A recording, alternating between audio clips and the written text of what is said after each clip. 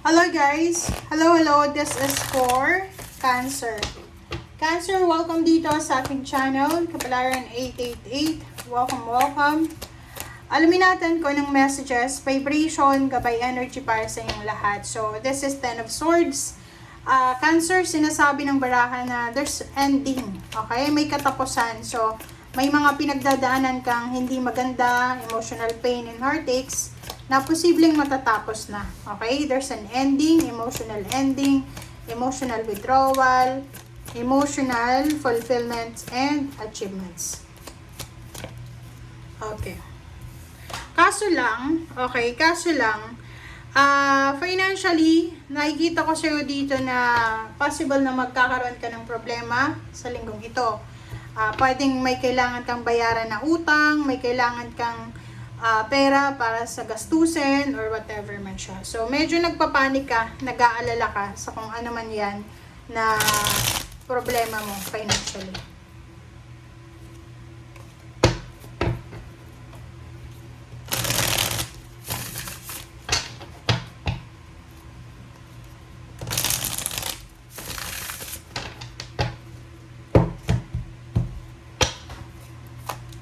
Okay, Hangman. Nako. Death card. Kaloka to. Cancer. Okay, Cancer. Please comment down below if you resonated, guys. Okay. Ang nakikita ko sa'yo dito, Cancer, medyo problematic ka. Meron kang pinoproblema sa linggong ito. Sinasabi ng baraha sa'yo dito na posibleng may hindi matutuloy. Pwedeng mawalan ka ng trabaho, or walang trabaho ngayon. Pause muna, wala munang trabaho.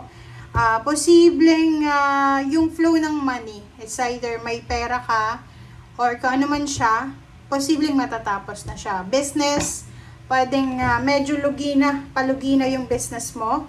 May mga plano ka na posibleng hindi matutuloy sa linggong ito. Maybe you're planning to travel, may plano kang mag-celebrate, ganito, pwedeng hindi siya matuloy. Five of Pentacles and Mice 23, pareho to. So, dalawa yung baraha. It's confirm, okay? Confirm siya, Cancer, na sa linggong ito ay may financial problems ka. Financial scarcity. Kailangan mo ng pera. Emergency, or pwedeng kailangan mo talaga ng pera para sa linggong ito.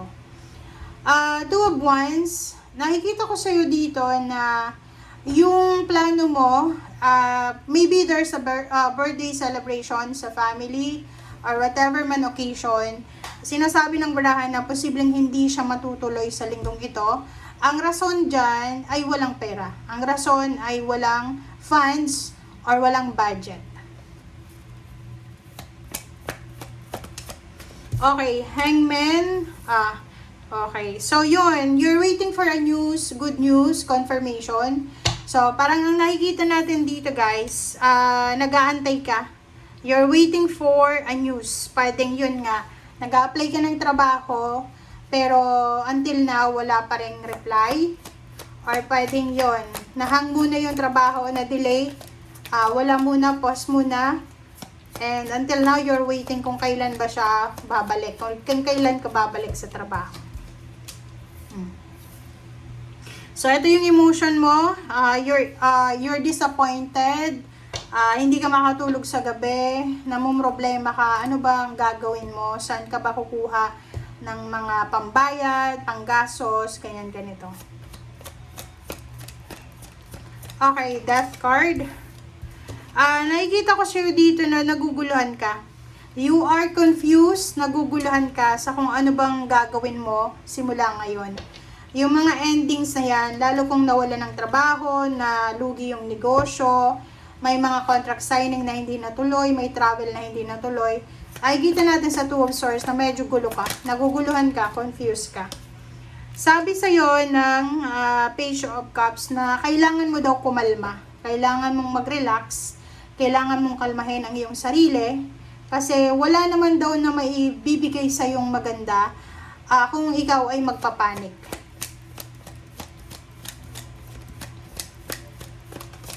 Okay. Wow.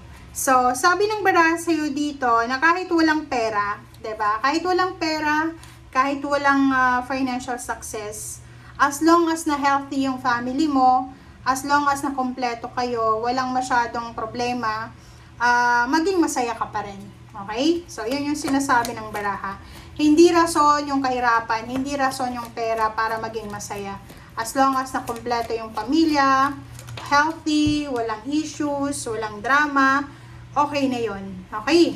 So, 2 of Wands and 7 of Cups. So, dito sinasabi ng baraha na by the end of the week, maybe simula Friday, Saturday, Sunday, posibleng magkakaroon ka ng maraming choices and options, marami kang pagpipilian, marami kang, kumbaga, may isip na paraan kung paano ka kikita ng pera, marami kang may isip na tao na ay, ikokontakin ko si ganyan ganito para humingi ng tulong, ganyan ganito. Okay?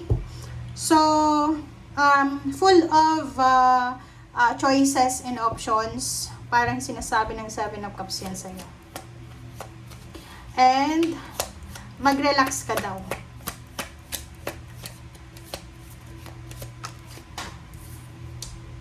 Diba? Zero the Fool. Yan na nga. Sabi ko sa'yo kanina na napakaraming choices and options. And isa yung option and choices na posibleng ipipresent sa'yo ng universe is yung pagta-travel. Okay? Risky siya. Kumbaga, hindi ka pa, like first timer ka na maging OFW, first time mong umalis ng probinsya, first time mong umalis ng company.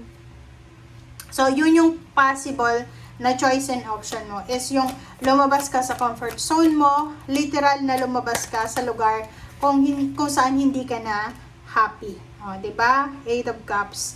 So, sabi ng baraha sa'yo, withdraw yourself, umalis ka, alisin mo yung sarili mo sa mga lugar, trabaho, sitwasyon na naghihirap ka talaga. Okay, 9 of Cups. 9 of Cups is 6 of Cups. So, the whole week, ngayong linggong ito, magre-reminisce ka eh. 'Di ba? Parang mag-i-imagine ka ng mga nangyari sa'yo sa nakaraan. Yung mga happy moments, yung mga birthday celebration sa anak mo or sa pamilya mo before, or yung mga panahon na masayang-masaya ka, wala kang problema sa pera or relationship, wala kang kaaway, yung sobrang masaya ka talaga. And because of yung mga naiisip mo na yan, sinasabi ng baraha sa'yo na huwag kang mawala ng pag-asa. Hindi mo alam, baka, di ba, bilog ang mundo. Siguro ngayon, naghihirap ka financially.